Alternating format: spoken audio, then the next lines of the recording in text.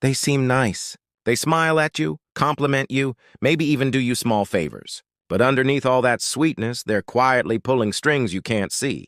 Have you ever walked away from a conversation feeling drained, guilty, or strangely pressured, yet you can't point to anything wrong they did? That's not an accident. That's control disguised as kindness. And here's the scary part. The people who use these tricks often don't look like villains. They look like friends, co-workers, maybe even family, which is why you need to know how these psychological traps work, because once you can see them, they lose their power. So let's break this down.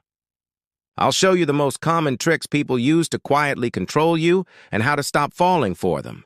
The first trick is guilt wrapped in kindness. Someone does you a favor you never asked for and later they remind you of it. Don't forget I helped you out last week. Sounds harmless, right? But what they're really saying is, you owe me. Suddenly you feel pressured to return something, even if you never wanted their help in the first place. Here's the truth. Real kindness doesn't keep score. If someone's generosity comes with strings attached, it isn't generosity, it's leverage. And the moment you recognize that, you take back your power. The second trick is fake agreement. This one is sneaky. They nod at everything you say, agree with your opinions, laugh at your jokes. It feels good until later when they slip in their own request. Because your guard is down, you're more likely to say yes. They've built fake harmony, not real connection. You've probably felt this before, like someone was being too nice. That's your gut warning you. Real relationships include disagreements, honesty, even tension. If someone is always agreeing, it's not authenticity. It's strategy. The third trick is selective silence. This one hits hard.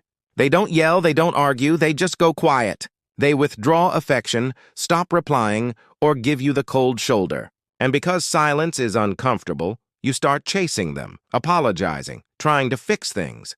Suddenly they're in control, and you're the one bending to their terms. Think about it. You shouldn't have to beg for someone's attention just to keep peace.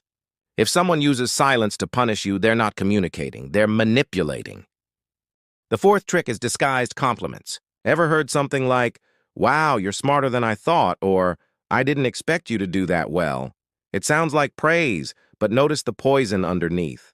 The hidden message is, you weren't good enough before. That little jab makes you doubt yourself. And in that doubt, you become easier to control. A real compliment builds you up. A fake one makes you question yourself. Learn to spot the difference, and you won't let backhanded praise shake your confidence. Now here's the big takeaway. Not every nice act is genuine. Some people use kindness as camouflage for control. But once you see the pattern, guilt trips, fake agreement, silent treatment, backhanded compliments, you can stop falling for it. You can step back, breathe, and remind yourself, I don't owe anyone my peace of mind. And here's something powerful. The more you learn to set boundaries, the less attractive you become to manipulators. They realize their tricks don't work and they move on. You don't have to fight. You don't have to argue. You just stop playing their game. So next time someone seems too nice, ask yourself, are they being genuine or are they quietly pulling strings? Awareness is your shield, and once you have it, no one can control you without your permission. If this hit home for you, pause for a second. Think of one moment where someone tried to control you with fake kindness. How did it feel? And what would you do differently now that you see the trick? Share it in the comments. I'd love to read your story.